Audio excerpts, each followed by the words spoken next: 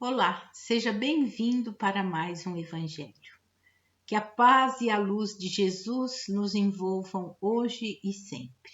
Hoje nós vamos falar de um tema que retiramos da carta de Mateus, capítulo 5, versículo 25. Palavras de Jesus: reconcilia-te depressa com o teu adversário enquanto estás a caminho com ele. E nós vamos pelo caminho das discórdias, porque é um tema bem amplo e nós vamos nos deter nas discórdias.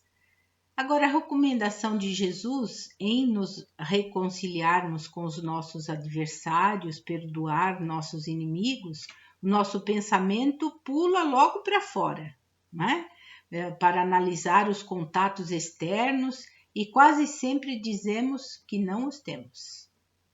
Mas vamos olhar com sensatez para dentro de nós mesmos, de modo a descobrir os adversários mais difíceis que estão alojados dentro de nós mesmos e expulsá-los, porque esses não devemos reconciliar, mas sim expulsá-los. Já os de fora, sim, vamos nos reconciliar com eles e praticar o perdão necessário. E quais são esses nossos adversários internos? O egoísmo, porque a partir do egoísmo deriva ali todos os nossos outros defeitos, não é? E ele nos impede de ver as necessidades daqueles que convivem conosco. A vaidade também não nos deixa enxergar o valor de nossos amigos e dos nossos familiares. O desânimo é que nos põe acomodados, impedindo-nos de procurar algo melhor, porque cada um que convive conosco tem algo de bom, não é? Assim como nós, não é somente nós que somos superiores e etc e tal. Somos superiores? Não é? Então, vamos analisar os nossos adversários internos, embora mais próximos, são os mais difíceis à reconciliação, né? Os mais próximos fora de nós.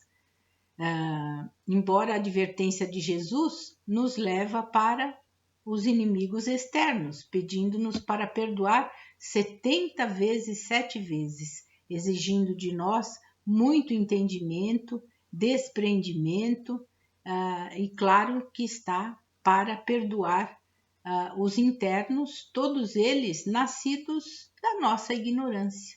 Necessário se faz muito mais que perdoar, mas também nos educar no Evangelho do Mestre. Assim, através do Evangelho, fica mais fácil perdoarmos os nossos internos e, fatalmente, os externos também, não é?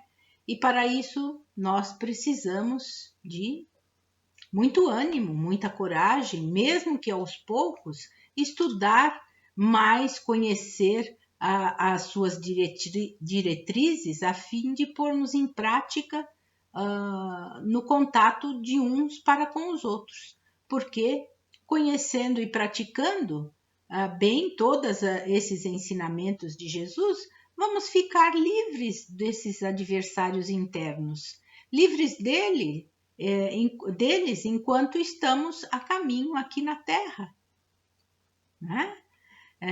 Procurando para nós um futuro mais venturoso, uma consciência mais tranquila. Um dia desses, lemos um adesivo colocado no vidro traseiro de um veículo que disse assim: minha educação depende da tua. Estranho, não é? Imaginamos qual seria o conceito de educação para quem pensa dessa forma.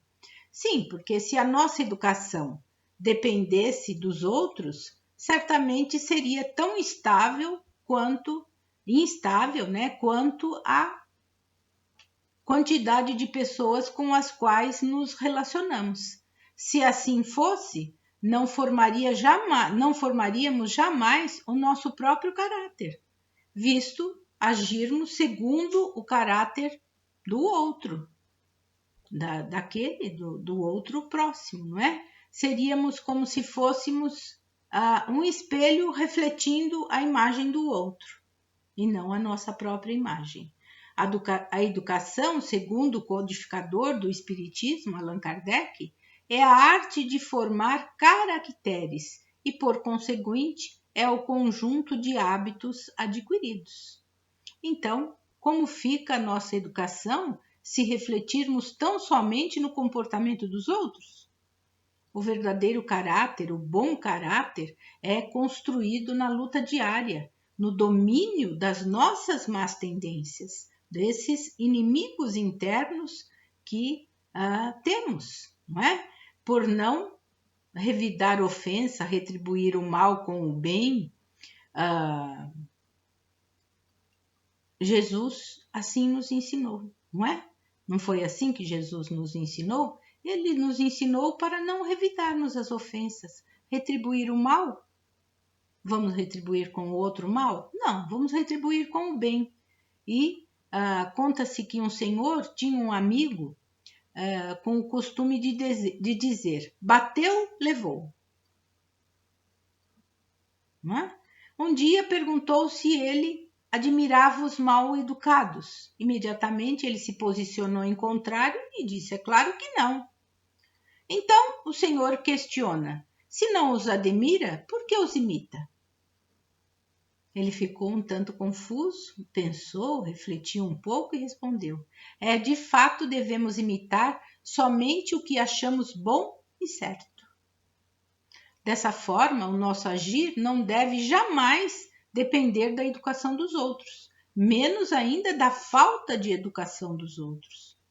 Construamos o nosso caráter com exemplos nobres. Quando tivermos que prestar contas às leis divinas que regem a nossa vida, não adiantará desculpas para a nossa falta de educação. Sabe, eu agi daquela forma porque eu estava assim, estava assado. Não tem desculpa. E nem poderemos jogar a culpa nos outros, nem na esposa, nem no marido, nem no filho.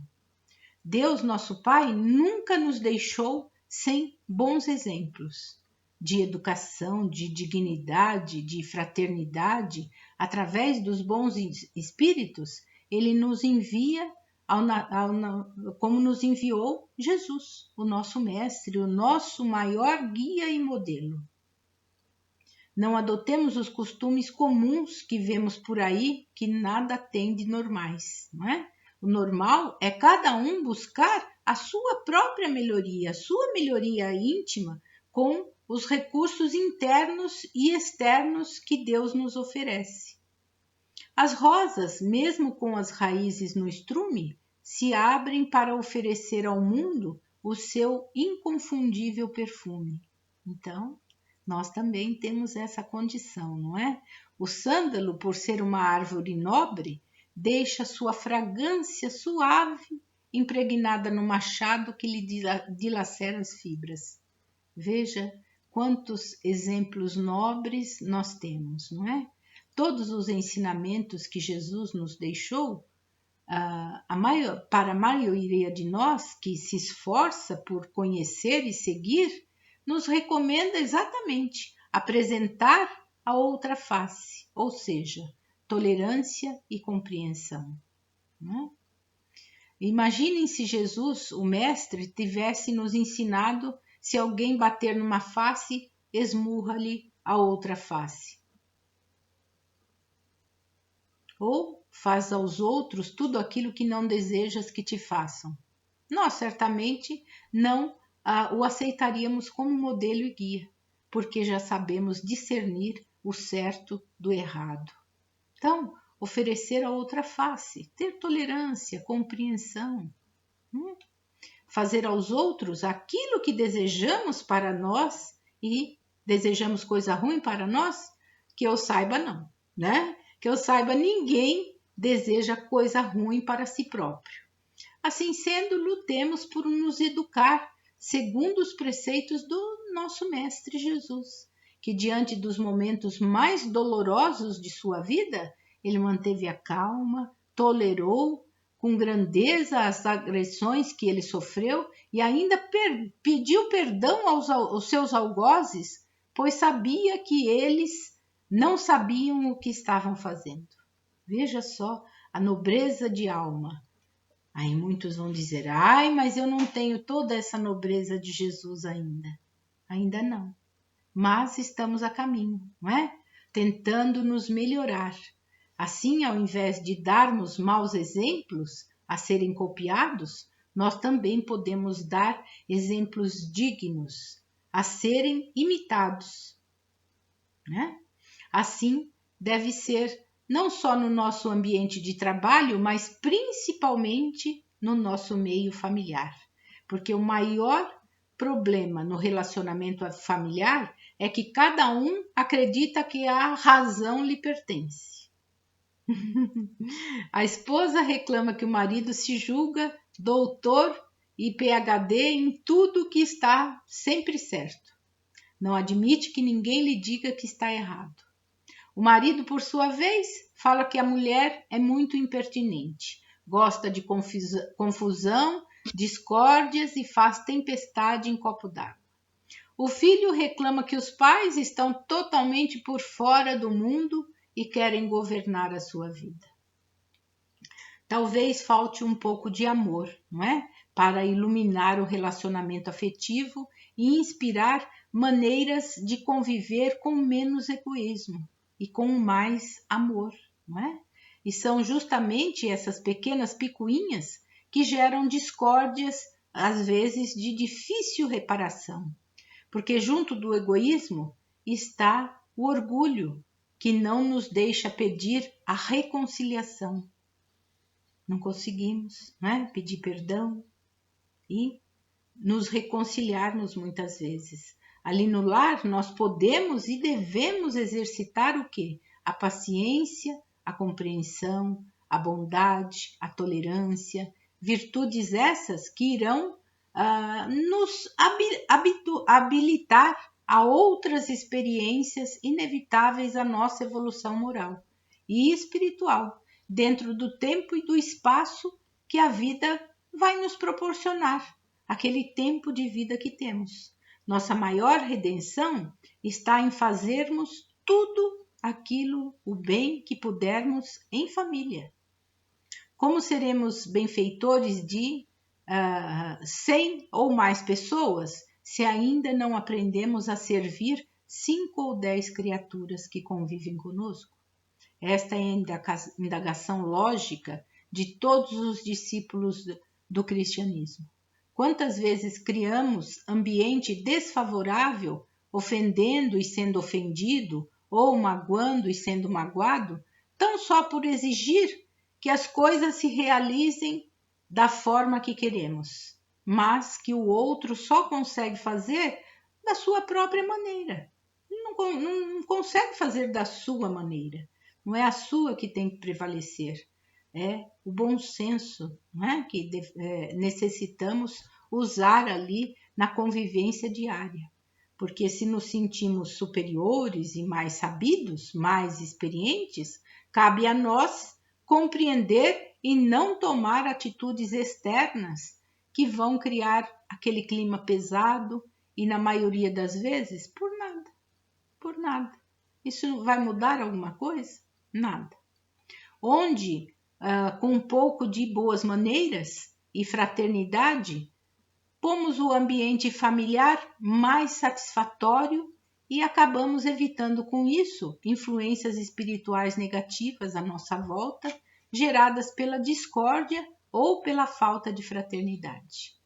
O escritor Tom Anderson nos conta que certa vez ouviu alguém afirmar que o amor pode ser exercitado por um simples ato de bondade, por um simples ato da boa vontade.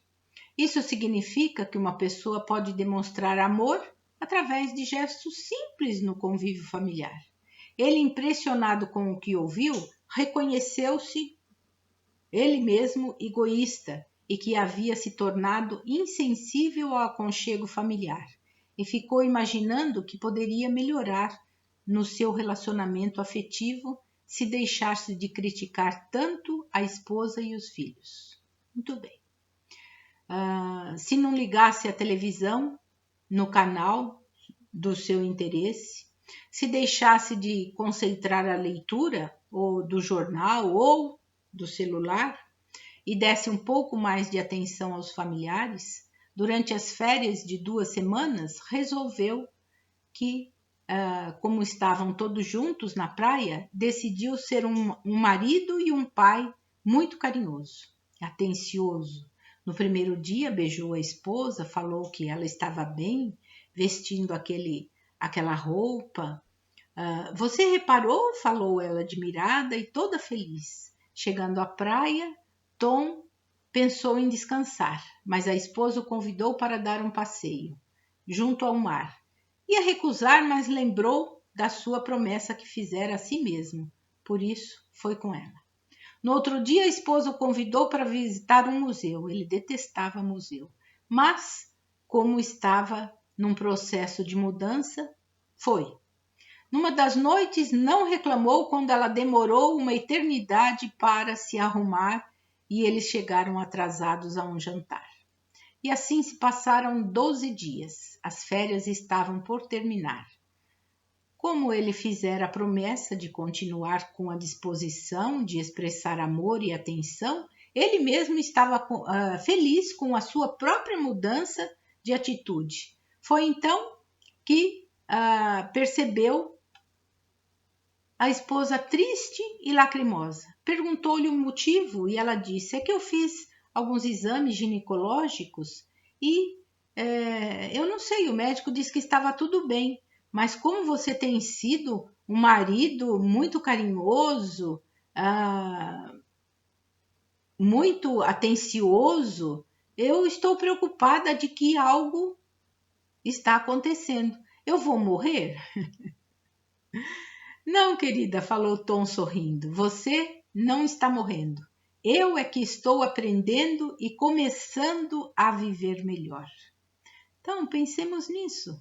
Isso é um fato comum, mas que faz toda uma diferença no relacionamento e também modifica aquelas discórdias no relacionamento, não é?